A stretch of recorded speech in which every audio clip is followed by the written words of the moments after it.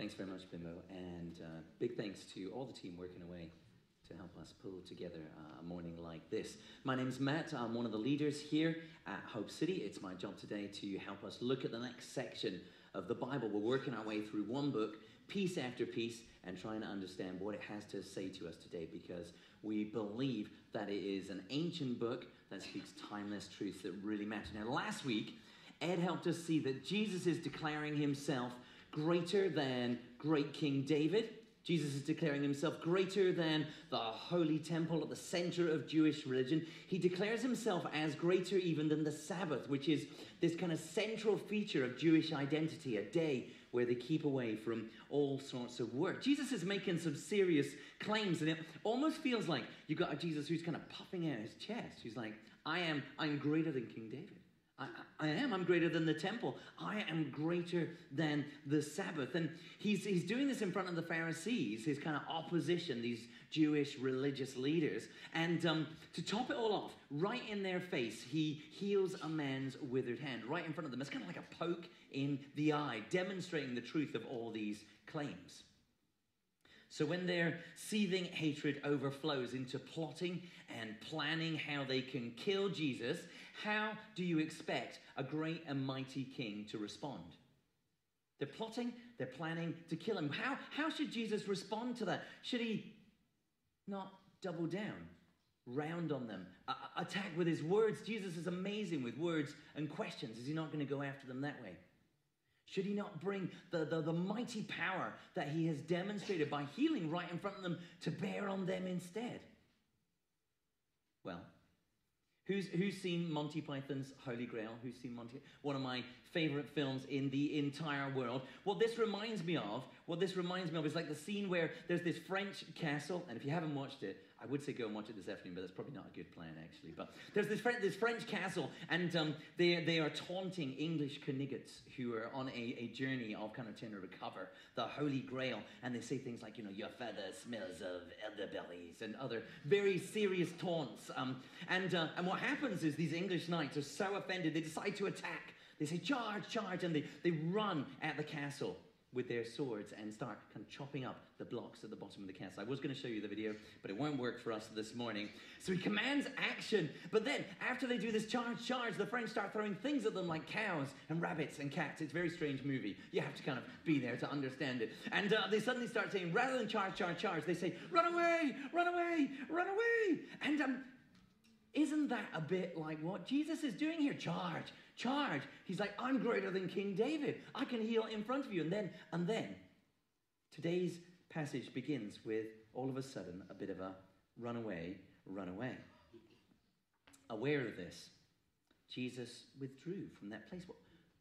What's he doing withdrawing from the fight? Does he lack the confidence to face this down? Does he fear? What sort of king is it? What sort of Messiah who just withdraws? Well, I think that is the big point our gospel writer Matthew wants us to consider as he continues telling us the story of Jesus. So we're going to listen together. And remember, the setup is the Pharisees confronting Jesus over the Sabbath and deciding how they might kill him. Andrea is going to read for us this morning. And we're in Matthew chapter 12, starting at verse 15. And that's page 977 in our church Bibles. Aware of this, Jesus withdrew from that place. A large crowd followed him, and he healed all who were ill. He warned them not to tell others about him. This was to fulfill what was spoken through the prophet Isaiah. Here is my servant, whom I have chosen, the one I love, in whom I delight. I will put my spirit on him, and he will proclaim justice to the nations. He will not quarrel, cry out. No one will hear his voice in the streets. A bruised reed he will not break, and a smoldering wick he will not snuff out, till he has brought justice through to victory. In his name, the nations will put their hope. Thanks, Andrea. Now, Ed introduced us last week to the fill-in notes built into the app. I've put some of those together for you again today. If you want to open that up and follow along, you just go to Respond, and if you take notes, it saves them automatically, and then they're there if you ever come back to the talk later. So it's pretty handy. Now, why is it charge, charge, and then run away, run away? Why is Jesus asking, even those he heals, not to speak about him? Isn't that peculiar? Well, Matthew tells us these odd-seeming behaviors are to fulfill what was spoken through the prophet Isaiah, to fulfill what God had revealed to his chosen prophet 700 years before these events. Now, this is not the first time our gospel writer has had us refer to this prophet, told us we're seeing ancient prophecy fulfilled. This is the fourth time, actually, a prophecy from Isaiah is quoted as fulfilled. But this time, it works a little differently. Now, the first time I read this section, the question in my mind was thinking about how strange it is that Jesus doesn't want the people to tell others about him. That seems very odd. Seems very odd given that we try and make a big point as a church of being people where we think it's everyone's job to tell people around us every day, everywhere we find ourselves, about Jesus. And given 2 chapters back in chapter 10, Jesus sent his 12 key followers out to publicly announce exactly this same good news. What's going on with that big directional switch from publicity to secrecy? So I was reading this prophecy as if it's mainly about explaining why all of a sudden Jesus is going secret. But here's the thing. If you look back through the previous fulfillments of prophecy, you'll see that they're very, very focused. That when Matthew says, this happened to fulfill this prophecy over here, what he gives us is a very narrow window into the prophecy, precisely what you need to understand to explain what you're seeing. Nothing more, just what's relevant. Here what we get is the longest quotation from Isaiah in Matthew's gospel. Now, if Matthew was just trying to show us Jesus commands surprising secrecy in keeping with the prophecies about him, well, we would just get the very middle of this, right? We would just get that one verse in the middle. He will not quarrel or cry out. No one will hear his voice. Instead, we get a much bigger quotation here. Why? Well, I think that's because Matthew is answering a much bigger question than just why is Jesus got this focus on secrecy.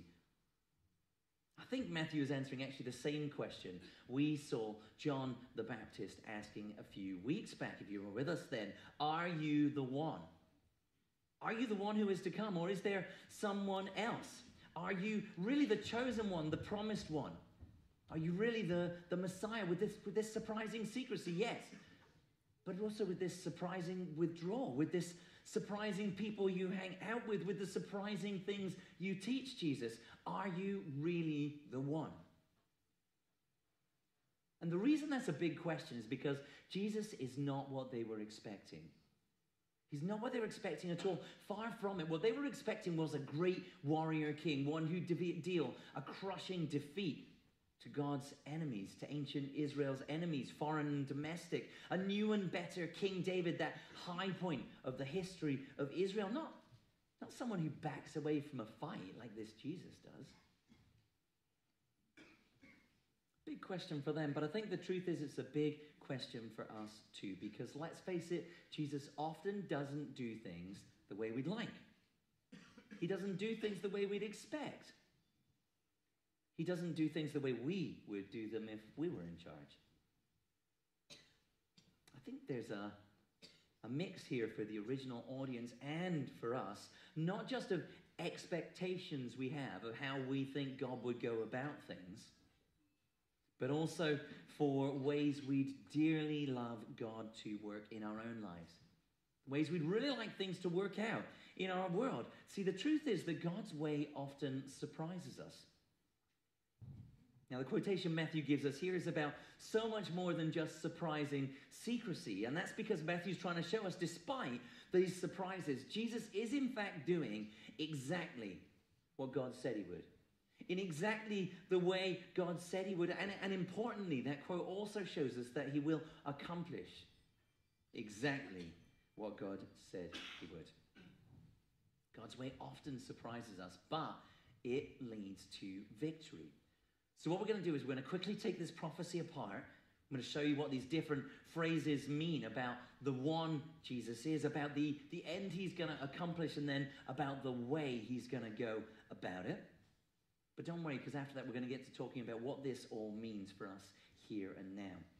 But we have to understand what Matthew is showing us a little bit better first. So first up, who is this prophecy about? Okay, it's about a chosen servant, one who God loves, one who God delights in. Now, if you looked at the Jewish translation of this prophecy from around the time of Jesus, they understood themselves to be this servant character, the people of God. They went so far as to translate this from the original Hebrew where it says, "This is my servant," to read about Israel, about Jacob, which is kind of their family name for themselves. Our author Matthew is following the ancient Hebrew instead. He's saying it's a chosen servant who's in view, not you. This is not about you. This is about someone else. And of course, Matthew wants us to see that Jesus is the chosen servant.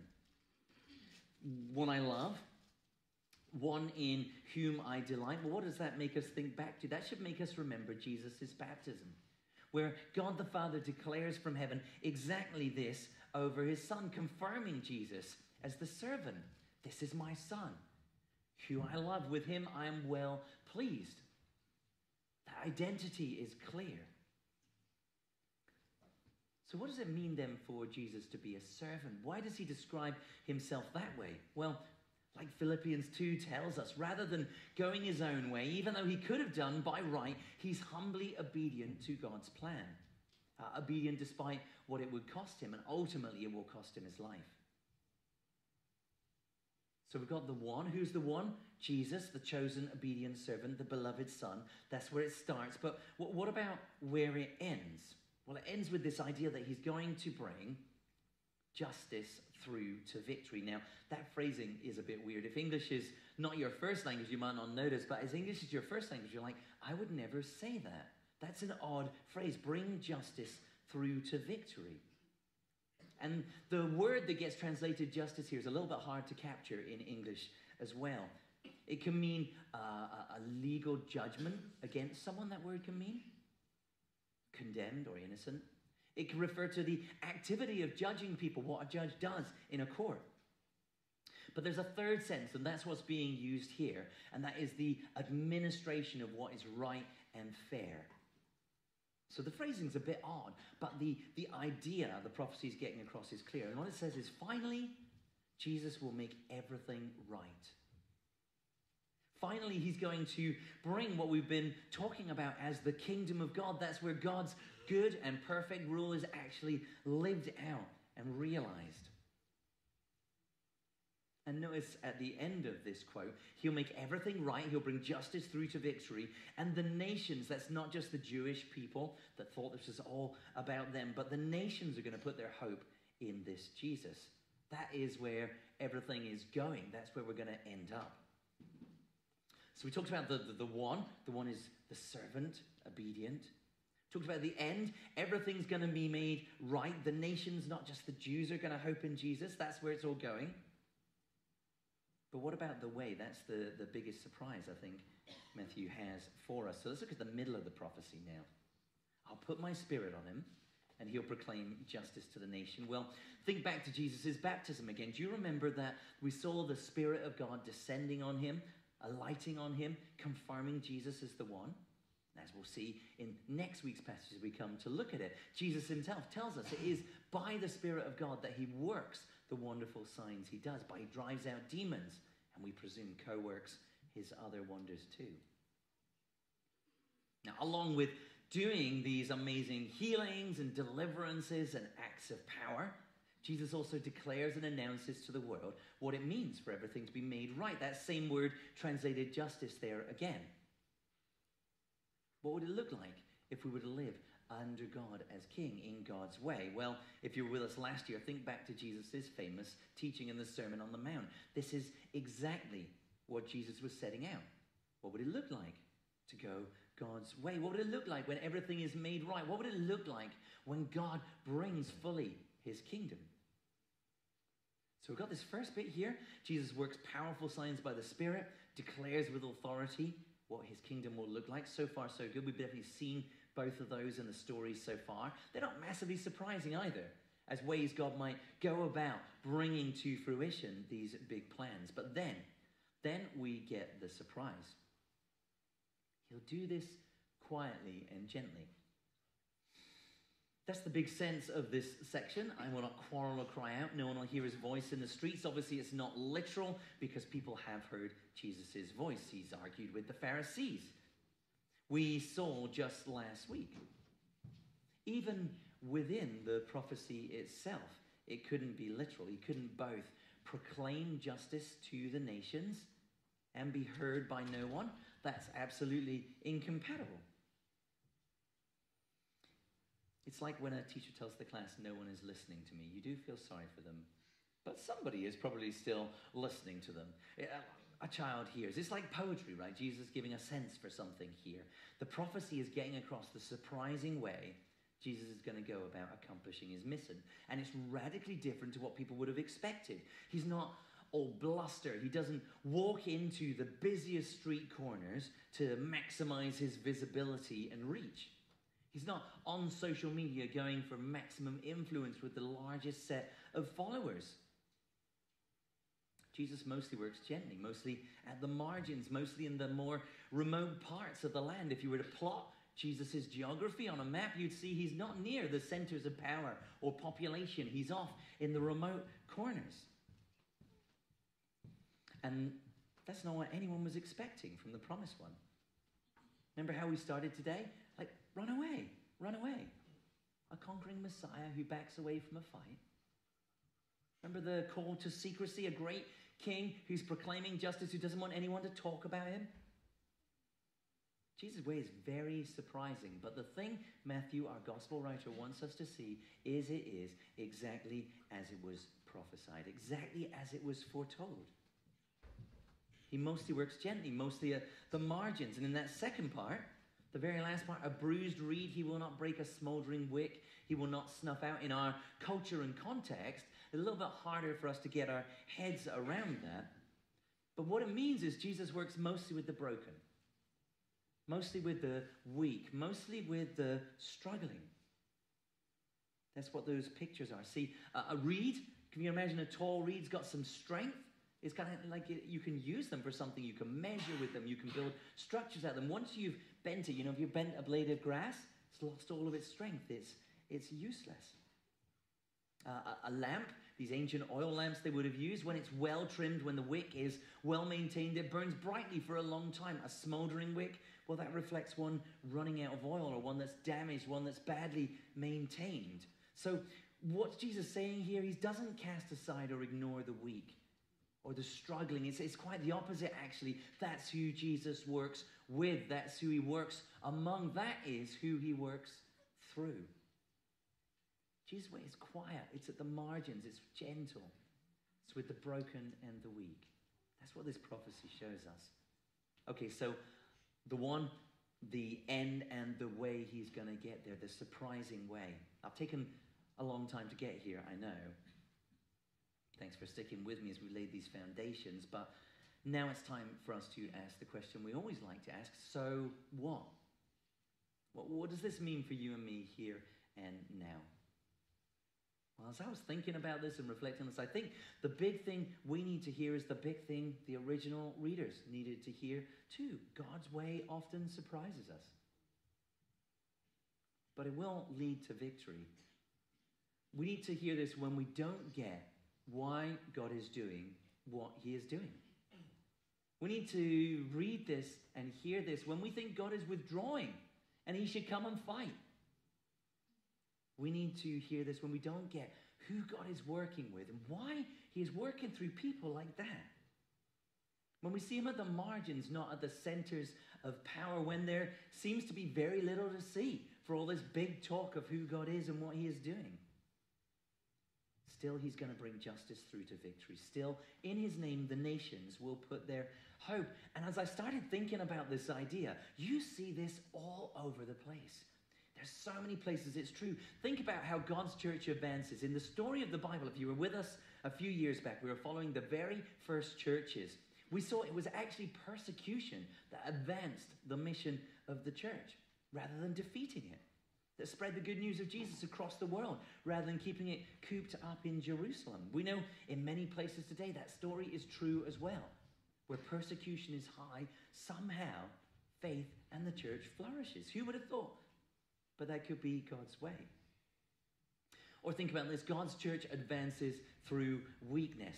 It advances through doubters. Think of the story of Peter, claiming 3 times in one night he had no idea who Jesus was, right at the very end of his time with Jesus. Weak with fear, deserting Jesus in his greatest need. And yet he's the rock on which Jesus built his church. Today, the truth is the majority of the events of God's church in the world isn't through superstars and big names and fancy pants stuff. It's through ordinary believers, weak, doubting. Who would have thought God could work that way? God's kingdom advances through suffering, and this one I think is hard, but think of the cross. Think of a conquering Messiah instead dying on a criminal's cross in shame. And yet through the cross, Jesus opens the way for each of us broken people to be forgiven and transformed. Who would have thought that could be God's way? So how do we apply this? What difference should this make in our coming week? Well, this calls for humility before God as we try and make sense of what is going on in our world, as we try and make sense of what is going on in our own lives. God's way often surprises us, but we must not reject it because God's way does lead to victory. Now, we've talked about this already. You've seen it in our prayer requests. There are many in our church who are suffering, both physically, mentally. What does that mean for you? Don't write off your suffering as something under God's radar or out of his sight. Don't write it off as senseless or making you useless. Don't write it off as something that could never be a part of God's plan. God's way often surprises us. Try to listen to him in the midst of it. Try and listen for him in it. See, God's surprising way led to and through the cross. Have faith that God's surprising way leads to victory still. Or what about the many in our church who feel weak, who struggle, who wrestle with doubt, who are disappointed by our own failures? I know there are people there who feel we're just too weak in resolve to be any use. What does that mean for you? Well, a bruised reed he will not break. A smouldering wick he will not snuff out. Instead, God's heart goes out to the weak and struggling. God's kingdom advances through the weak and struggling. God's way often surprises us, so listen for his gentle care and comfort in our weakness. Try and listen for his quiet call through it. See God's surprising way as his church advances through the weak and through doubters in history. Have faith that his surprising way still leads to victory. Now, there are many in our church as well who are confused about what's going on in the world, about what's going on in our lives. Feeling our world's out of control, or surprised by our own unexpected disappointments. What does this mean for you? Well, don't wallow and lose hope writing things off as a disaster when it hasn't gone the way you thought it would. Don't jump to conclusions about what a twist or a turn in the path means. Don't presume that could never be a part of God's plan, because God's way often surprises us. Try and follow him through it. Try and listen for him in it. See, God's plan for his people, for his kingdom, has so often advanced through unexpected difficulties, through things that look like failures, when it looked like it was all over. And Jesus was in the grave. Still, God's surprising way led to victory. So this really does call us to humility when things don't mean to make sense. And that is something that happens a lot in life. We think we understand. If I was God, I think I get how God works. This is how I think my life's going to work out. This is how I think things should go. And I get that instead. What on earth is going on? calls us to humility, right? God's ways are surprising, but it also invites us to learn humbly God's ways. Now, in the section we read, our writer Matthew gives us one path for this: humbly searching the scriptures. Now, it's interesting that the Pharisees would have known the passage Matthew quotes here. They would have known it really well. They knew it back to front, word for word. But still, they didn't recognize God's way in Jesus one bit. Why? Because they didn't read humbly listening for God's voice, seeking to know more of God's heart. Instead, they thought they knew what the answer was. And so they pushed what they read into shape. What did they make of the prophecy?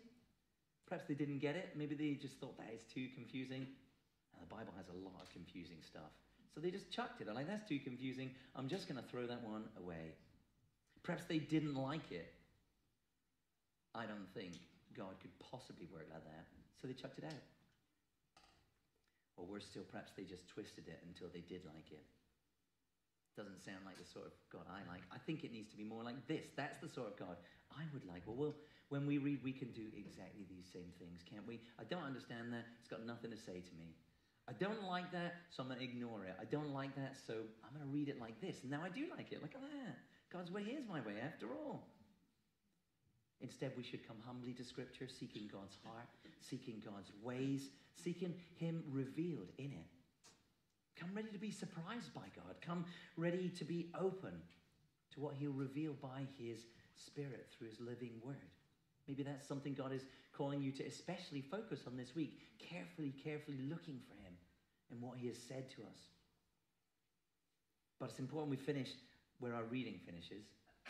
We need to go out of here believing that though God's way often surprises us, it does lead to victory. The nations are going to put their hope in Jesus' name. Do you know what's going on in this room right now?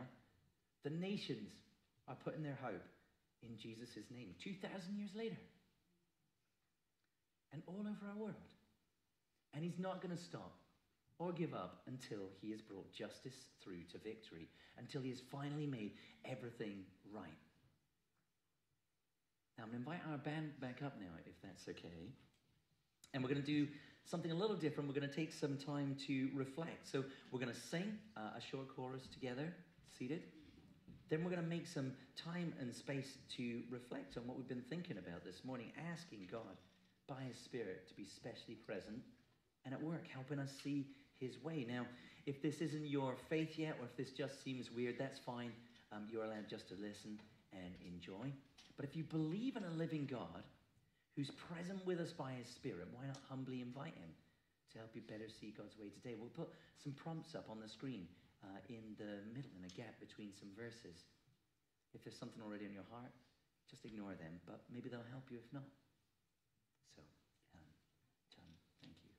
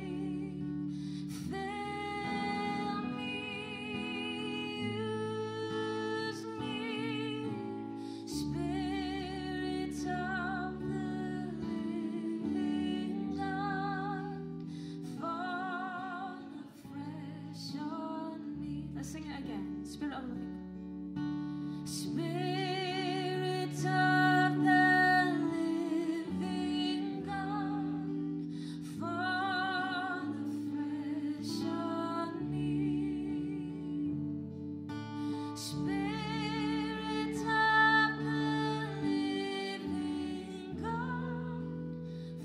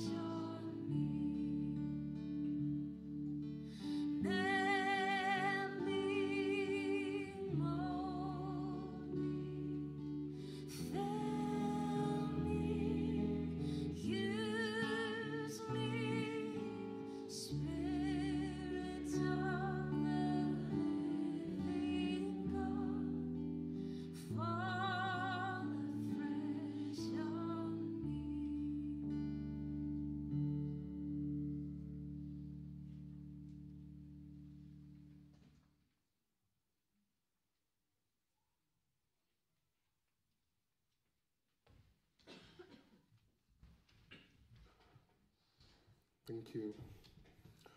We'll now take a look at the questions you've been asking as you've listened to Matt's talk. And Matt is back right here. So let's go to the app and check out the questions.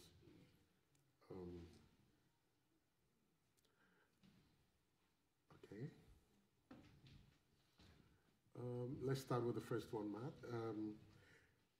Is everything that happens part of God's plan, or are some things not? It's a great question, and it's a pretty big question, isn't it? It's got lots of kind of knock-on consequences from how you answer this. I think at one end of the spectrum, we can say, if you imagine the answer is no, then God is not in control. The world is out of control. That is a very dangerous and dark place. At the other end of the spectrum, you can say, well, if God is in control and is directing absolutely everything, how come bad things are happening? Is God directing explicitly those bad things? I think that pushes us towards a middle ground where we believe God is in control, but God permits some things that would not be directly aligned with his purpose and character because they are serving deeper goods. And that's a short answer to a really long and big question. But I think we have to find ourselves in the middle somewhere where we don't accuse God of directly controlling evil acts that are taking place, but neither do we describe a world in which God is out of control.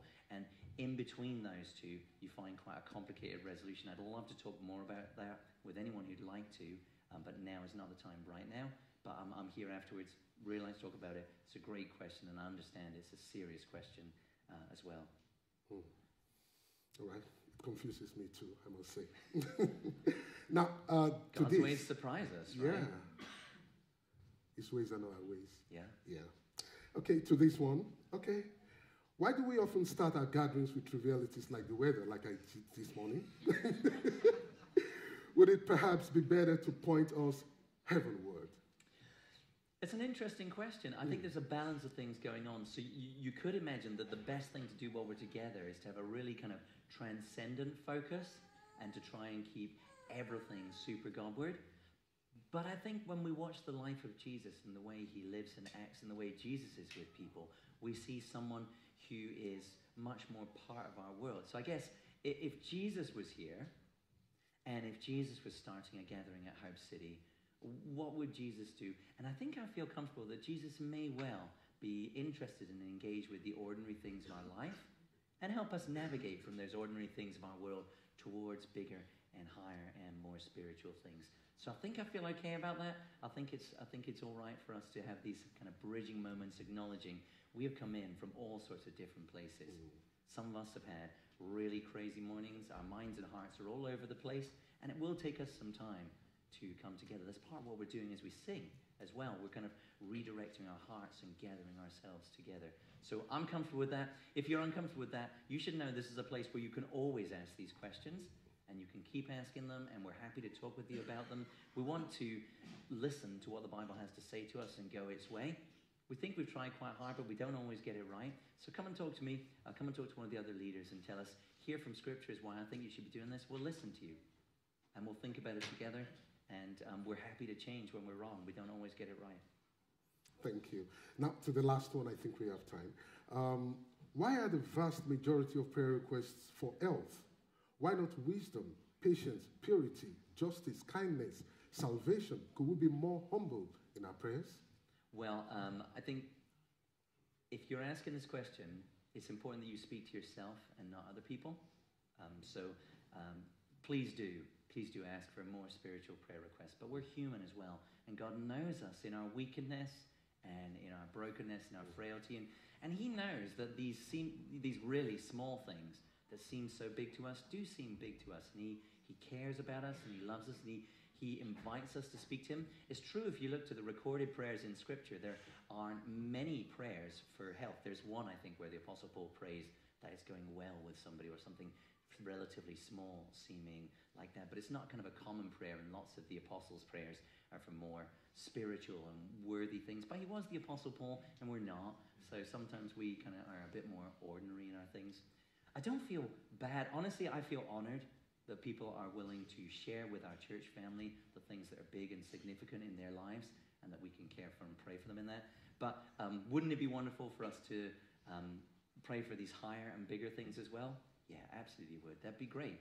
And do feel free to submit prayers in that line as well. But I don't want to offside anyone who's sharing needs and hearts with a God who cares and loves. I think it's an important thing for us to be able to do. Thank you for that. So sadly, that's all we've got time for today. But before we wrap things up, Matt, could you close this Q&A with a reminder of the big idea? God's ways often surprise us, but lead to victory. Thank you. Yeah, we're going to be handing over